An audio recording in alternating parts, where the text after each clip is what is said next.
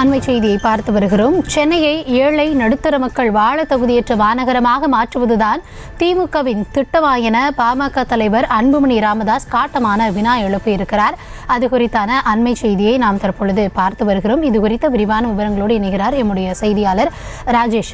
வணக்கம் ராஜேஷ். அன்புமணி தரப்பிலிருந்து கண்டனமானது தெரிவிக்கப்பட்டிருக்கிறது. இது குறித்த விரிவான விவரங்கள் என்ன? கௌதமி வணக்கம். பாமக தலைவர் அன்புமணி ராமதாஸ் அறிக்கை ஒன்றை கொடுத்திருக்கிறார். அதில் நேற்று தொழில் வரி உயர்த்தப்பட்டதை விமர்சனம் செய்து அவர் அந்த விரிவான அறிக்கையை கொடுத்திருக்கிறார்.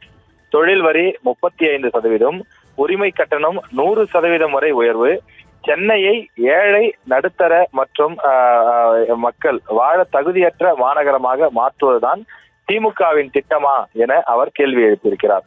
சென்னையில் மாத வருமானம் 60,000க்கும் குறைவாக ஈட்டுவோரிடம் வசூலிக்கப்படும் தொழில் வரியை 35% வரையிலும், சிறிய அளவிலான கடைகள் நடத்துவதற்கான வணிக உரிமை கட்டணத்தை 100% வரையிலும் உயர்த்தி சென்னை மாநகராட்சி கூட்டத்தில் அந்த தீர்மானம் நிறைவேற்றப்பட்டிருக்கிறது. ஏழை மற்றும் நடுத்தர மக்கள் மிக கடுமையாக பாதிக்கும் இந்த வரி மற்றும் கட்டண உயர்வு கடுமையாக கண்டிக்கத்தக்கது என்று அவர் குறிப்பிட்டிருக்கிறார். செய்திகளை உடனுக்குடனும் துல்லியமாகவும் தெரிந்து கொள்ள சப்ஸ்கிரைப் பண்ணுங்க.